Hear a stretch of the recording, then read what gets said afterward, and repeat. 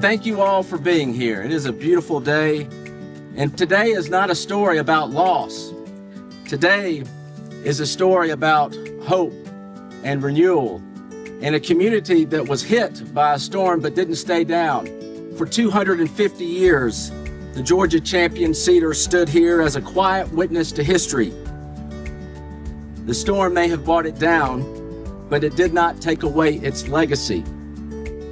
Because of the vision and the generosity of the Sand Hills Garden Club and the Hurricane Helene Community Crisis Fund at the Community Foundation for the CSRA, this space will once again reflect the strength, the legacy, the beauty, and the resilience that we all have for this university and our community. Thank you, and thank you for having me today. I want to share a little background on these two trees. On February 10th, we welcomed these two magnificent deodar cedars that traveled all the way from a tree farm in Goldston, North Carolina. These trees are about 26 years old. They stand roughly 45 feet tall and each weigh close to 40,000 pounds. Moving them was no small feat, but they arrived safely and now have a home where they can continue to thrive. As we celebrate our centennial, this restoration initiative reflects the Sand Hills Garden Club's enduring commitment to stewardship, sustainability, and the preservation of the natural beauty that enriches our community. The trees planted through this effort will do far more than replace what was lost.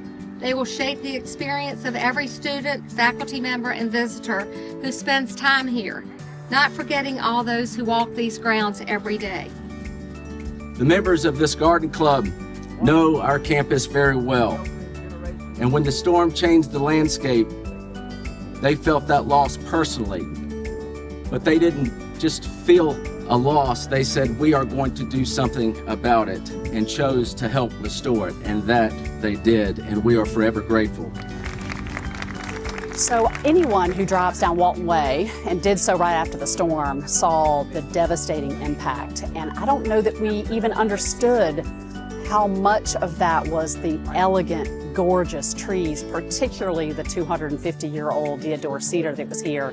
When we combine our efforts together, we can do things like put this magnificent 45-foot tree back and hope that 250 years from now, people are still talking about it.